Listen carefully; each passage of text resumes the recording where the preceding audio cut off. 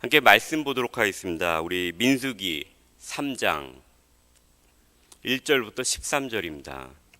민수기 3장 1절 말씀 제가 먼저 교독하도록 하겠습니다. 여호와께서 시내산에서 모세와 말씀하실 때에 아론과 모세가 낳은 자는 이러하니라. 아론의 아들들의 이름은 이러하니 장자는 나답이요 다음은 아비요 멜르아살과 이다말이니 이는 아론의 아들들의 이름이뇨 그들은 기름 부음을 받고 거룩하게 구별되어 제사장 직분을 위임받은 제사장들이라. 나답과 아비는 시내 광야에서 여호와 앞에 다른 불을 들이다가 여호와 앞에서 죽어 자식이 없었으며 엘르아살과 이다말이 그의 아버지 아론 앞에서 제사장의 직분을 행하였더라. 여호와께서 또 모세에게 말씀하여 이르시되 레위 지파는 나아가 제사장 아론 앞에 서서 그에게 시종하게 하라. 그들이 회막 앞에서 아론의 직무와 온 회중의 직무를 위하여 회막에서 시무하되 곧 회막의 모든 기구를 맡아 지키며 이스라엘 자손의 직무를 위하여 성막에서 시무할지니 너는 레위인을 아론과 그의 아들들에게 맡기라. 그들은 이스라엘 자손 중에서 아론에게 온전히 맡겨진 자들이니라. 너는 아론과 그의 아들들을 세워 제사장 직무를 행하게 하라. 외인이 가까이 하면 죽임을 당할 것이니라. 여호와께서 모세에게 말씀하여 이르시되 보라 내가 이스라엘 자손 중에서 레위인을 택하여 이스라엘 자손 중에 태를 열어 태어난 모든 자를 대신하게 하였은즉 레위인은 내 것이라. 함께 봉독하시겠습니다. 처음 태어난 자는 다 내 것임은 내가 애굽 땅에서 그 처음 태어난 자를 다 죽이던 날에 이스라엘의 처음 태어난 자는 사람이나 짐승을 다 거룩하게 구별하였음이니 그들은 내 것이 될 것임이니라. 나는 여호와이니라. 아멘. 하나님의 말씀입니다. 모세와 아론은 우리가 잘 알고 있듯이 레위의 자손들입니다. 그리고 이 구약에서 레위 지파는 성막 또는 회막에서 봉사하는 일을 수행하였습니다. 오늘은 그 레위 지파에 관하여 말씀하고 있습니다.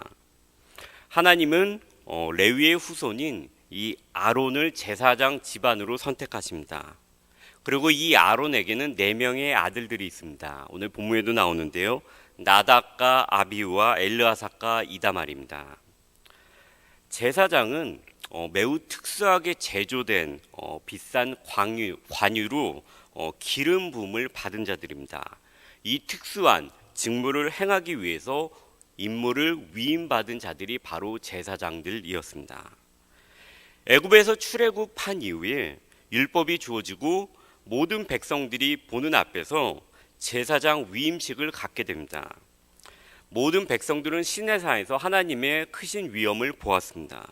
그리고 이전에 애굽 땅에서 10가지 재앙을 통하여서 그들을 구원하시는 하나님의 크신 팔을 보았습니다. 또한 홍해가 열리는 그 기적 가운데서 하나님이 얼마나 위대하신 존재라는 것을 그들은 깨닫게 되었습니다. 이 하나님을 섬기는 일에 선택받은 그들은 모든 백성들이 보는 가운데서도 너무나도 존귀하게 느껴졌을 것입니다. 그러나 본인들 스스로도 내가 이 존귀한 일을 하나님을 위해서 하는구나 라는 생각이 그들의 마음 가운데 있었을 것입니다. 그런데 아론의 장자인 나답과 차남인 아비우는 잘못된 불을 들이다가 하나님으로부터 심판을 당하여서 죽게 됩니다.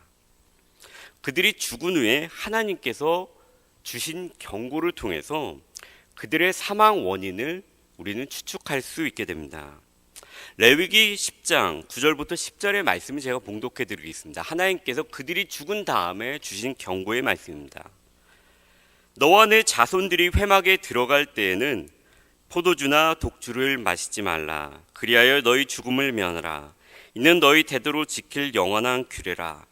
그리하여야 너희가 거룩하고 속된 것을 분별하며 부정하고 정한 것을 분별하고. 현대사회에서 기독교인이 술을 먹는 것이 옳다 그르다 이런 논쟁이나 술을 마시는 것이 죄다 아니다 라는 옳고 그름에 대한 판단보다는 이 술에 대한 하나님의 경고 가운데서 우리가 명심하여 생각할 것이 있습니다. 그것은 거룩하고 속된 것을 분별하며 부정하고 정한 것을 분별할 수 있다라는 그 구절입니다.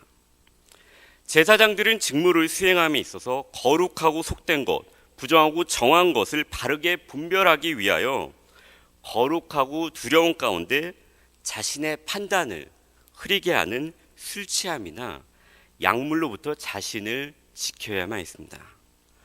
우리 역시 하나님의 백성으로서 하루하루가 하나님께 드리는 삶의 예배로서 우리는 나의 판단을 흐리게 하는, 그래서 바른 예배를 드리지 못하게 하는 모든 것들로부터 우리 자신을 지켜야 합니다. 즉 우리의 판단을 흐리게 하는, 그래서 거룩하고 성결된 삶이 무엇인가를 분별하지 못하게 하는 것들을 나의 삶 가운데서 치워야 한다는 것입니다. 그것은 잘못된 이당 사상들, 거짓된 가르침도 될 수 있고요, 잘못된 전통들 역시 포함될 수 있다는 것입니다. 이제 다음으로 5절부터 8절의 말씀은 레위인들이 수행해야 하는 직무에 대해서 말씀하고 있습니다.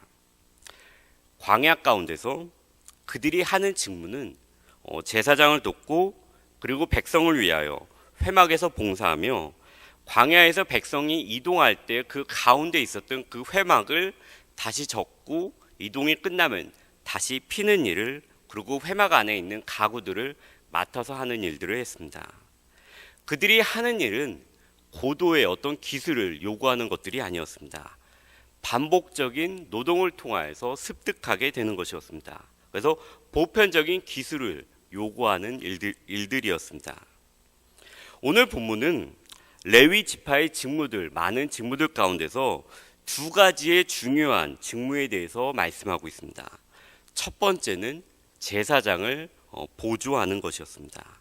그리고 두 번째는 조금 전에 말씀드렸던 것 같이 성막의 관리와 운반이었습니다.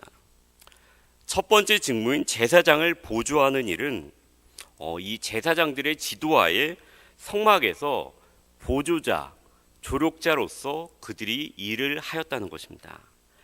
보조자, 조력자는 내가 주가 되는 것이 아닙니다.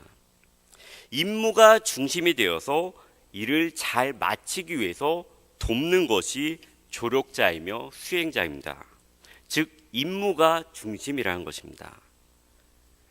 그들에게 그것은 큰 일이 아니라고 느낄 수도 있었습니다. 그러나 우리는 여기서 대제사장 대신 예수님과 우리에 대해서 한번 발견할 수 있으면 좋겠습니다. 우리는 예수님의 군사로서, 제자로서 예수님께서 명령하신 사명을 위해서 나아갑니다. 이것이 바로 우리의 임무입니다. 이 임무를 수행하기 위해서 우리는 내 뜻대로 행하는 것이 아니라 예수님의 뜻대로, 예수님을 따라서 행하는 조력자이며 협력자라는 것입니다. 그래서 우리는 예수님보다 앞서가서는 절대 안 됩니다. 그리고 말씀을 벗어나서 임무를 수행하여서도 안 됩니다. 왜냐하면 말씀을 벗어나서 임무를 완수할 수 없기 때문입니다.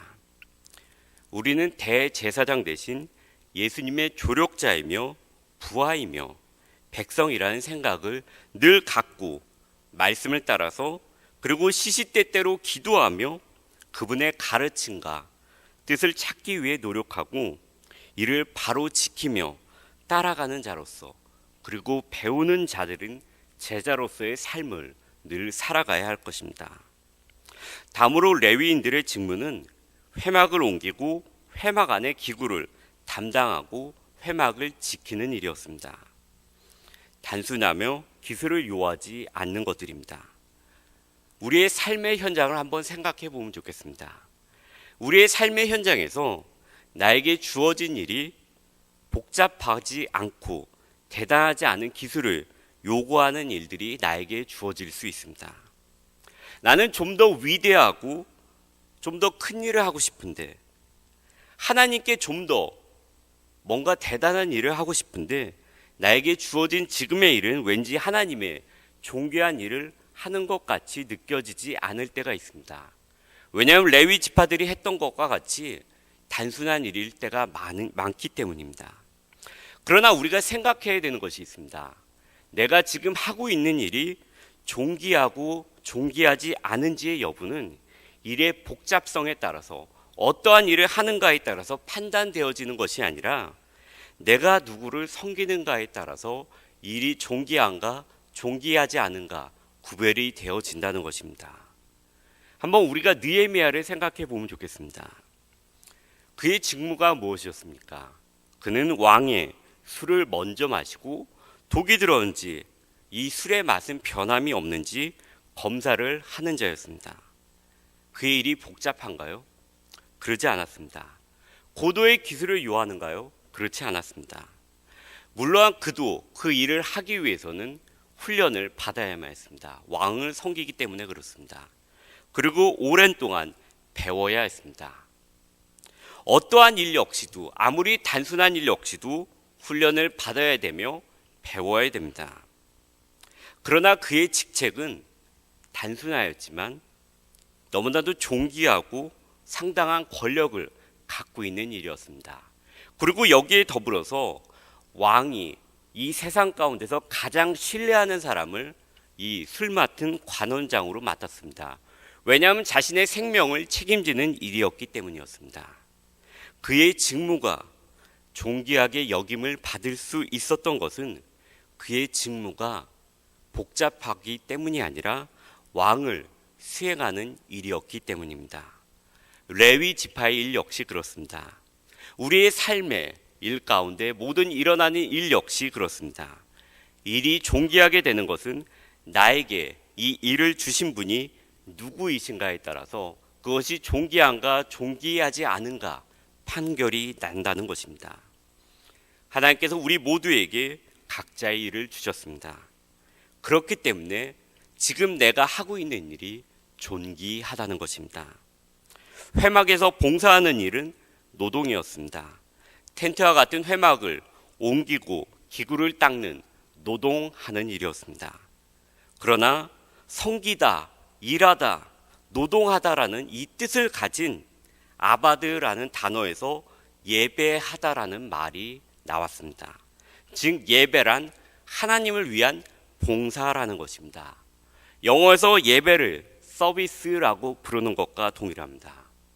우리의 삶 가운데서 내가 지금 하고 있는 일이 아무리 단순하고 그냥 반복되는 일일지라도 내가 그 일 가운데서 하나님을 향해서 봉사할 때 내가 맡은 일이 바로 삶의 예배가 된다는 것입니다. 우리의 삶 가운데서 내가 하나님께 온전히 예배 드릴 때 그것을 막는 독주와 같은 것이 있다면 그것을 치워버리고요. 그리고 나의 삶 가운데 이 일이 하나님께로부터 주어졌다는 것을 생각하고 그 일 가운데서 일하며 섬기며 봉사함으로 인해서 나의 하루하루가 예배가 될 수 있는 저 우리 모두가 되었으면 좋겠습니다. 함께 기도하시겠습니다. 하나님 아버지, 우리의 삶 가운데서 우리에게 하나하나씩의 일을 허락하여 주셔서 너무나도 감사합니다. 하나님 아버지, 이 반복되고 반복되는 일 가운데서 하나님 아버지 소망을 잃어버리는 것이 아니라 이 일을 나에게 허락하신, 우리에게 허락하신 분은 너무나도 높으신 왕이신 하나님이시다라는 것을 늘 생각할 수 있도록 붙들어 주시옵소서. 이 삶의 노동 가운데서, 이 삶의 섬김 가운데서, 이 삶의 봉사 가운데서 하나님께 드리는 예배라는 것을 늘 깨달음으로 인해서 나의 매일매일의 삶이 하나님께 예배라는 것을 깨달을 수 있도록 붙들어 주시옵시고, 그러므로 인해서 나에게 주어진 일을 소중하게 생각하며 그것을 위해서 충성되이 일할 수 있는 우리 모두가 될 수 있도록 붙들어 주시옵소서. 하나님 아버지, 이 복잡한 세상 가운데서 수많은 정보들을 접하게 됩니다. 그 가운데서 독주와 같이 정하고 부정한 것, 내가 성결한 삶을 살아가는데 방해가 되는 모든 것들을 치워버릴 수 있는 저 우리 모두가 될 수 있도록 붙들어 주시옵소서. 오늘 하루를 살아갑니다. 오늘 하루를 살아갈 때 우리의 힘만으로 살아갈 수 없는 것 고백합니다. 성령님, 우리를 붙들어 주시옵시고 우리에게 적절한 지혜를 허락하여 주시옵시고 우리를 위하여 기도하사 우리가 예수님의 제자로서 온전히 예수님을 따라서 살아가며 그 임무를 온전히 수행할 수 있는 우리 모두가 될 수 있도록 붙들어 주시옵소서. 우리를 구원하신 귀하신 예수님의 이름으로 간절히 기도드립니다.